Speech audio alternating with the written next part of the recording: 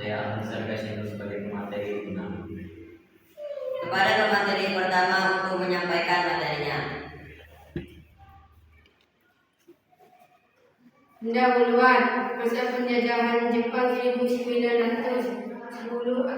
atau 1945 menjelaskan penindasan dan eksploitasi oleh Jepang serta munculnya gerakan perlawanan kemerdekaan. Pembagian semenanjung Korea 1945 menguraikan konteks perang dingin dan pembagian Korea menjadi dua negara dengan ideologi yang berbeda. Rumus masalah: bagaimana bangsa Korea Utara telah menunjukkan perlawanan terhadap berbagai bentuk tekanan dan ancaman sejak masa penjajahan hingga era modern. Kepada pemateri kedua untuk menyampaikan materinya.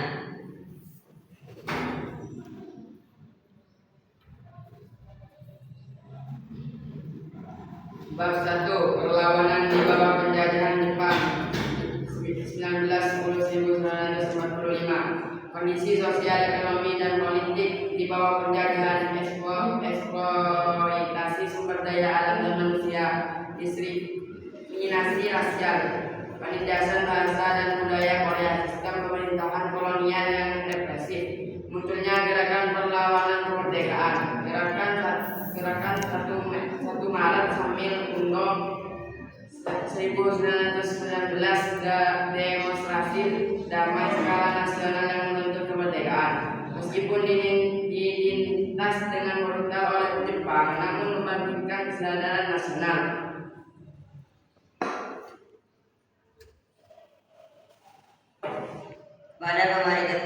Kepada pemateri ketiga untuk menyampaikan materinya.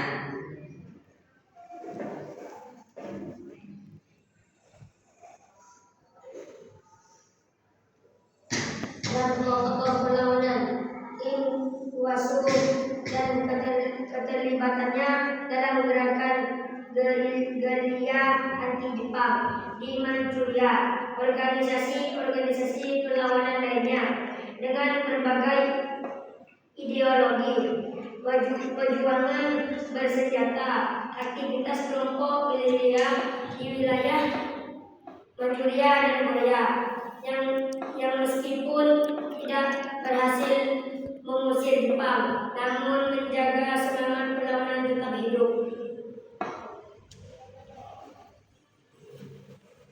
Kepada pemateri keempat untuk menyampaikan materinya.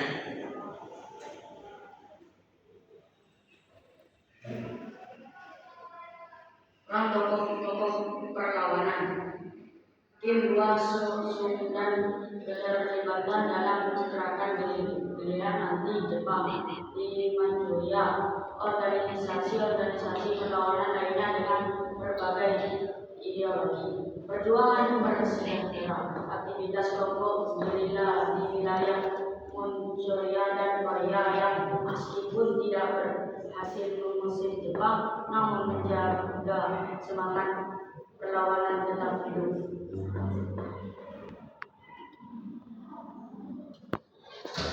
Kepada pemateri kelima untuk menyampaikan materinya.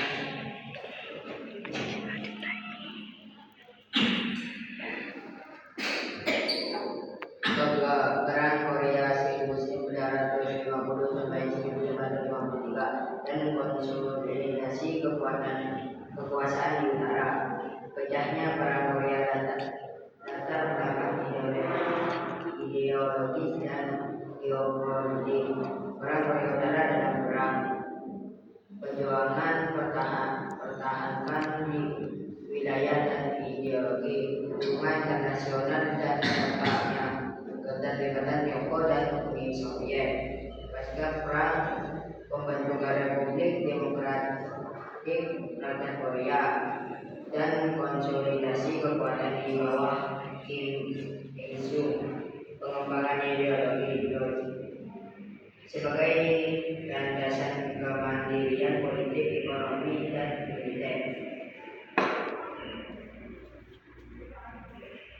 Kepada pemateri selanjutnya untuk menyampaikan materinya.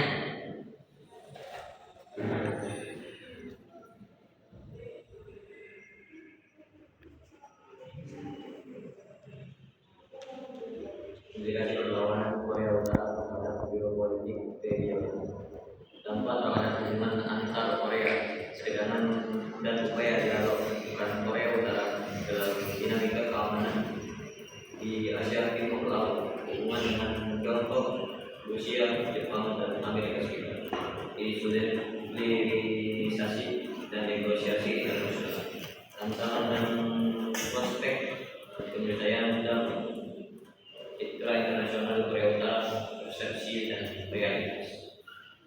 Kesimpulan, pertemuan poin-poin utama perlawanan bangsa Korea Utara dari masa penjajahan hingga era modern. Analisis keberhasilan dan kegagalan strategi perlawanan yang dilakukan. Refleksi mengenai perlawanan bagi identitas nasional dan kedaulatan Korea Utara. Proyeksi masa depan dan tantangan yang dihadapi Korea Utara dalam konteks global.